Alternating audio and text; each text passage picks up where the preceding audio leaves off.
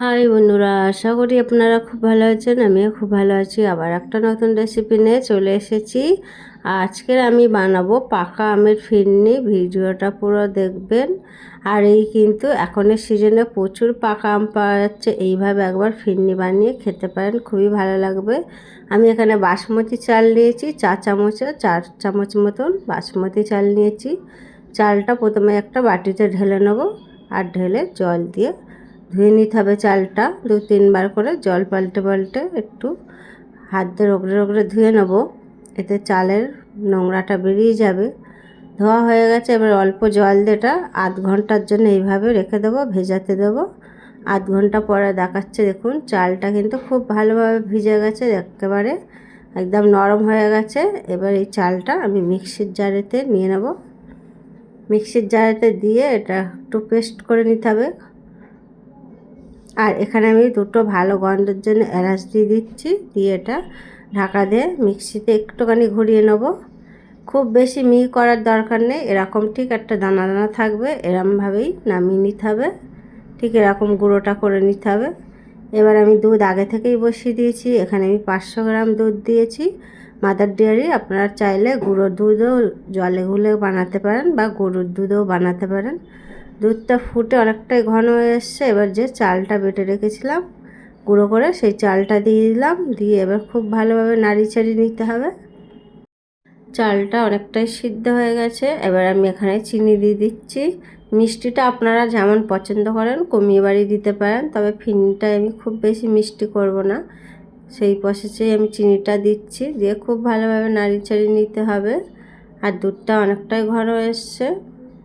আর এখানে একটা আমি পাকা আম নিয়েছি, আমটা কেটে নেব। চেষ্টা করবেন আমটা একটু মিষ্টি দেখে নেওয়ার। আমটা আমি সাইডটা কেটে নেব, কেটে খোসাটা ছাড়িয়ে আমটা খোসাটা খুব ভালোভাবে ছাড়িয়ে নিচ্ছি।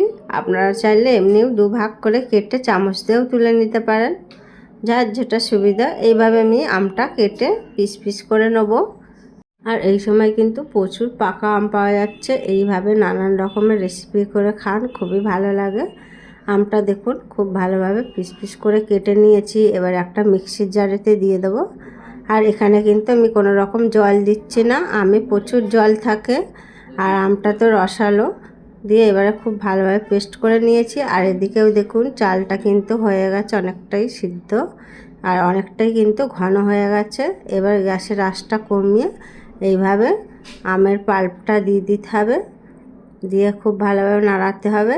আর এই সময় কিন্তু গ্যাসের ফ্লেমটা একদমই জোরে দেবেন না, নাহলে দুধটা কিন্তু কেটে যেতে পারে।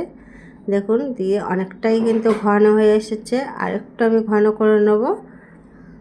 আর এখানে আমি একটু কাজু আর পেস্তা একটু গ্রেট করে রেখেছিলাম, ওটা আমি দিয়ে দিচ্ছি।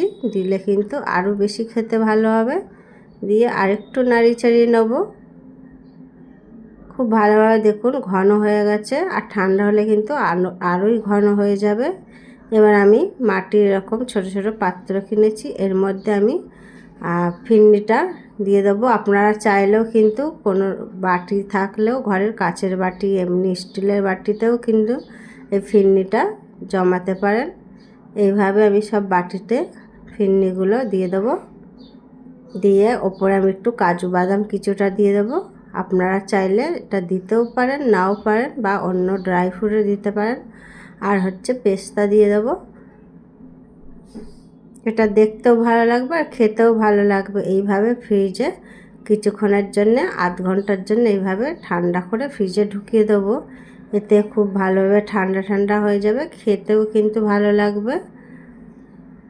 আর এইভাবে একবার রেসিপিটা বানিয়ে খান, খুবই ভালো লাগবে। গরমের দিনে কিন্তু এইভাবে ঠান্ডা ঠান্ডা ফিরনিটা বানিয়ে খেলে কিন্তু দারুণ লাগবে।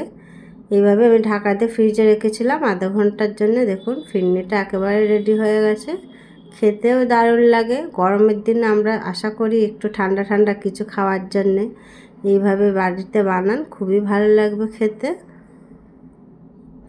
অল্প খরচায় কিন্তু অনেকগুলো লোকেই খেতে পারবে। আশা করি আমার রেসিপিটা আপনাদের ভালো লেগেছে। রেসিপিটা ভালো লাগলে লাইক, কমেন্ট, শেয়ার করবেন, আর সাবস্ক্রাইব করে বেল আইকনটি প্রেস করবেন সবার আগে নতুন নতুন ভিডিও দেখার জন্য।